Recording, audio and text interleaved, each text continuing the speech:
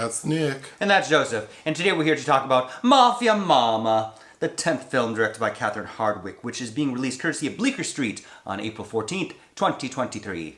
Do you know Catherine's other films? Yes, I believe you do as well. I still maintain that her best film is her debut, 2003's 13, which netted Holly Hunter a Best Supporting Actress Oscar nomination. But she's probably still best known for her 2008 film, Twilight.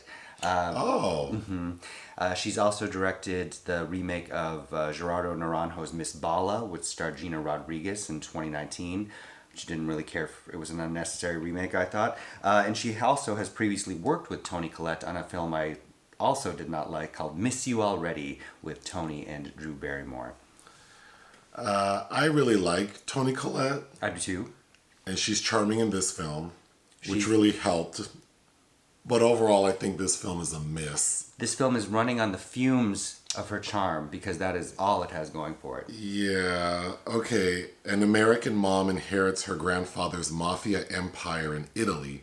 Guided by the firm's consigliere, she hilariously defies everyone's expectations as the new head of the family business.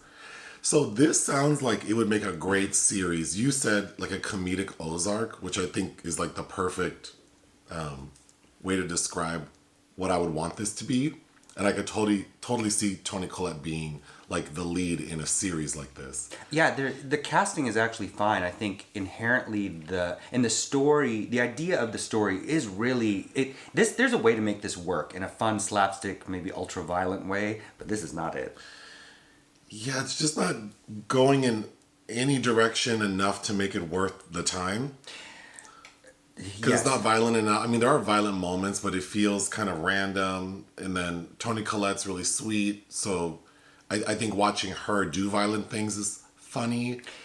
She's sweet, but they also make her so unabashedly pathetic. Yeah. Initially, and to show kind of the character arc, which makes...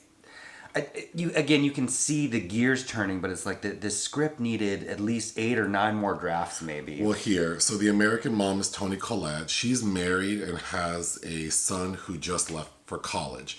And her husband, I think his name is Paul. He's a loser. He just like plays music in the basement, doesn't work. Toni Collette's character is the breadwinner. She works in marketing, and her boss and team treat her... they're misogynist and inconsiderate, to say the least. So, and her son seems to sort of take her for granted. So on this day, she has a bad day at work, and when she gets home, her husband is in the basement having sex with one of their son's teachers, like a younger woman. And getting to the pathetic point, she kind of reacts like, oh, gee, gosh, why is this happening? And then we see Toni Collette's character as a best friend named Jenny. Mm-hmm. This black woman who's an attorney, who I thought was a lot of fun up until the end. Up until a point, yeah, and then it becomes... But while all this is happening, Toni gets a call from Italy saying, like, your grandfather has died.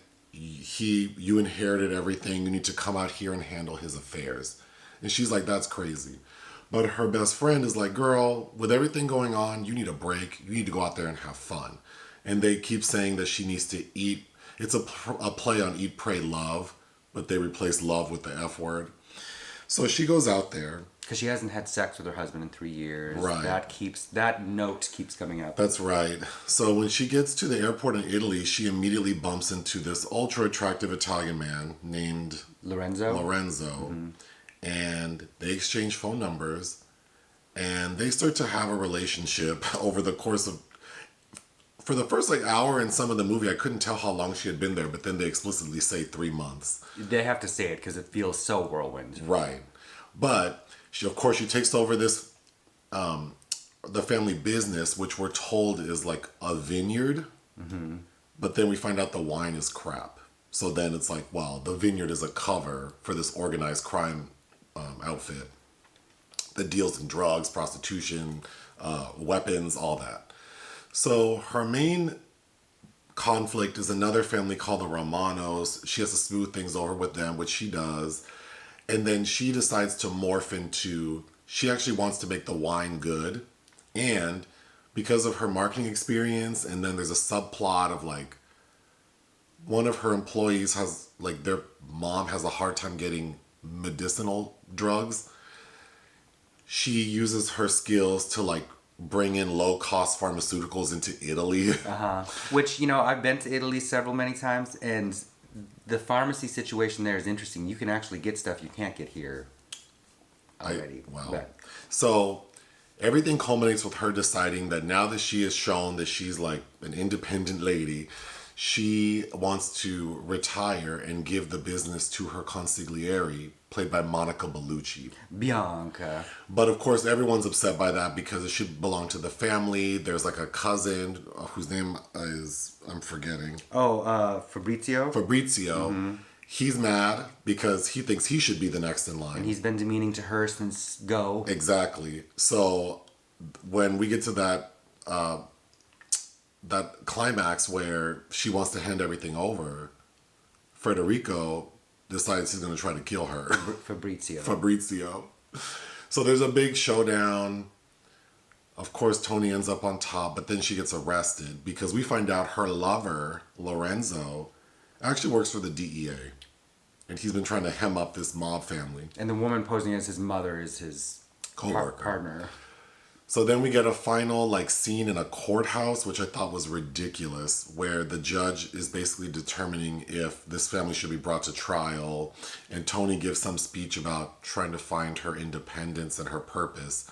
And the judge is like, sounds good to me, all charges dropped. Or whatever. That shit is as bad as a Harlequin romance novel. We need to get back to it. But then at the end of the film, we see that now Toni Collette is free. She's in Italy in this big mansion running the vineyard, and her husband and son have shown up to try to plead to her to come back. And she's like, nah, I'm divorcing your bum ass. And son, you go back to school. I'm staying here because for the first time in my life, I'm happy. The end. The husband is the literal personification of that dad in Big Mouth. Yes, or Tina Fey's ex in 30 Rock. Oh, yeah, sure. Yeah, one of the, I mean, it could be funny, but again, he's so pathetic, she's pathetic. I don't know how two people are so pathetic together, and they... It seems like an odd dynamic. Usually one's taking advantage of the other, but both of them are ridiculous. Yeah. Should I just go through my notes? Let's do it.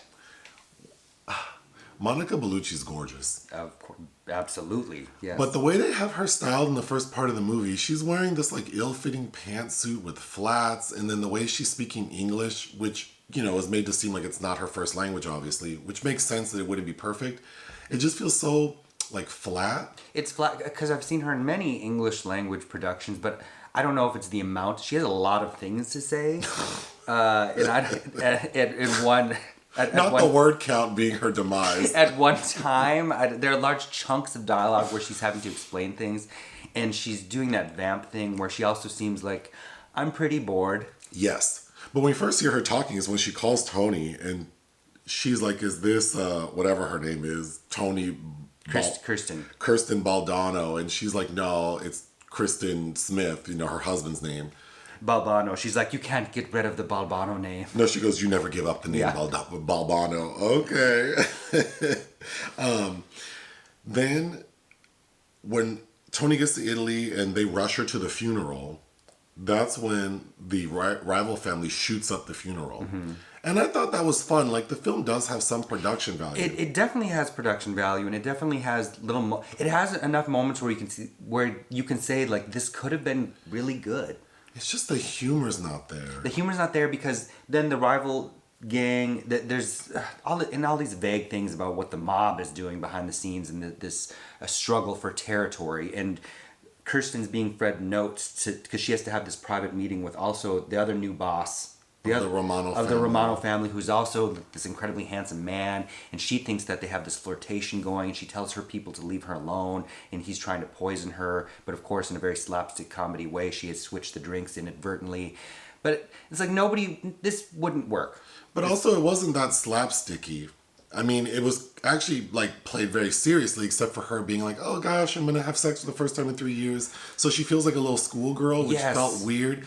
And the only kind of slapsticky part about it is that the mob boss trying to kill her, because, you know, their security frisks them, and we see that he has shoved the vial of poison up his ass, so he's trying to get it out.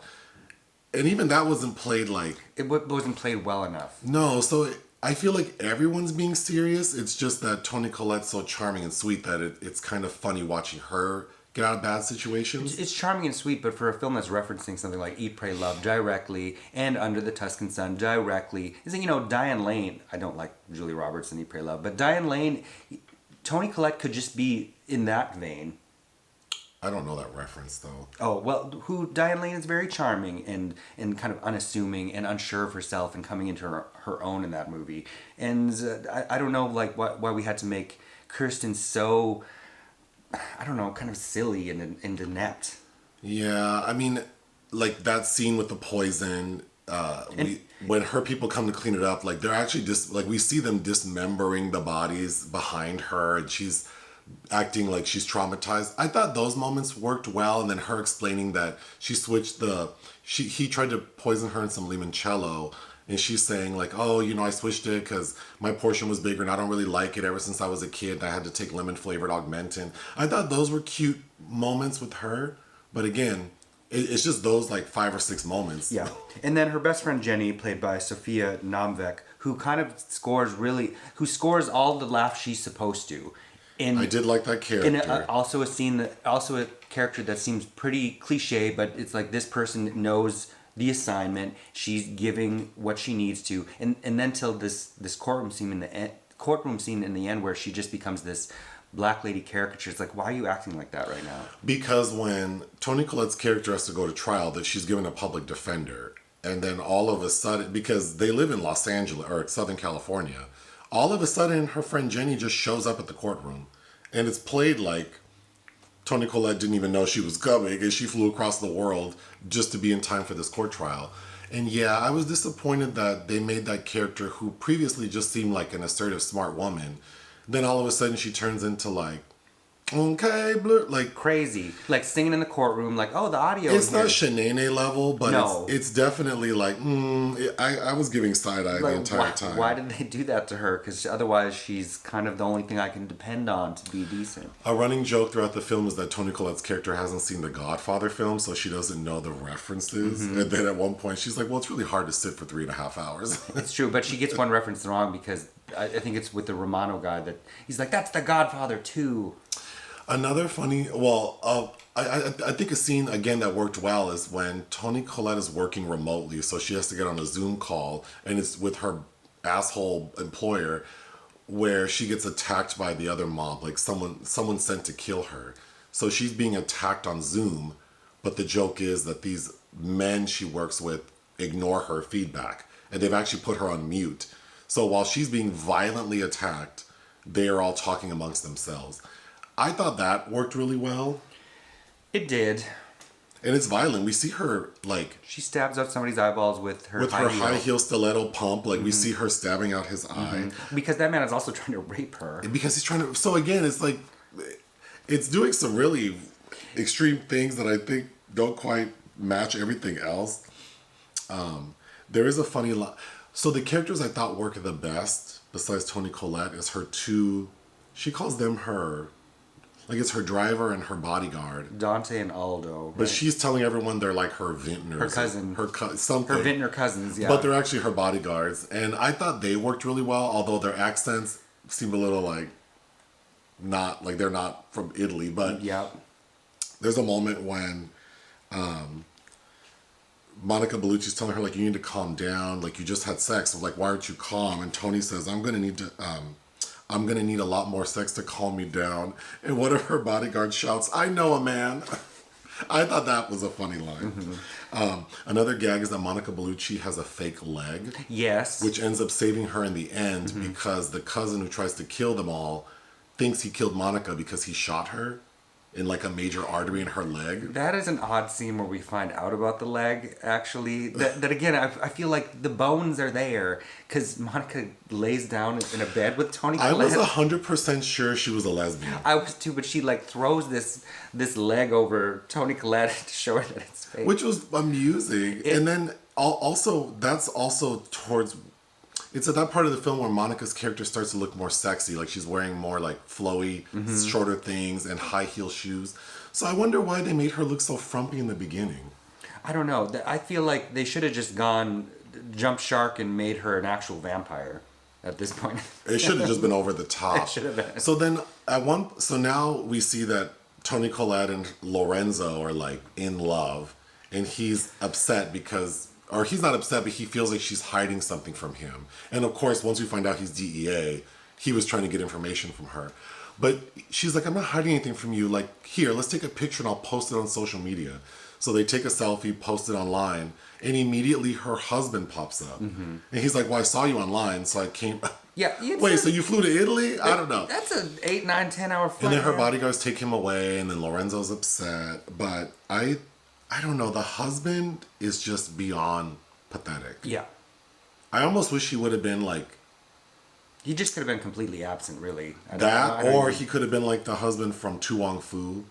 The kind of abusive. Arliss Howard? Yeah, because then when he gets roughed up by her bodyguards, it's like, well, I kind of felt bad. And she also didn't want to do it at first. Mm-hmm. It's like, well, yeah, he's pathetic. Like, just send him back home, which she does.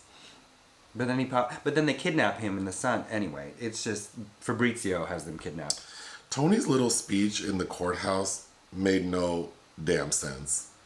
Because she's not even they don't even bring up like the racketeering and the nothing. And then the judge goes, no grounds to proceed. And everyone's like, yay. Oh, I was very disappointed. Yeah, I was. And then Lorenzo, I forget what his real name is. That's right. Is actually in love with her. That didn't work for me. Like, okay. It just becomes so stupid. If you like Toni Collette, I feel like you can sit through this movie. Like, I think if I were on an airplane and I saw Toni Collette was the lead, I would definitely put it on, and I would be fine. I saw the poster, I'm like, oh, I'm interested in this. Yeah. And I do like Monica Bellucci a lot, even though I don't think this was the best use of her time either. But it was disappointing in the way that The Estate was disappointing, with Toni Collette, where she plays the niece of Kathleen Turner in this large ensemble. Or another Toni Collette movie I thought was pretty bad, but she was a highlight, was the one about the horse. Oh, yes. British film, also with a pretty decent cast. Yeah, so again, she's always great in my mind, but yeah. What would you give this movie? 1.5. I would give it 2 out of 5. Anything else? No. Hit the thanks button, listen to our podcast. Bye.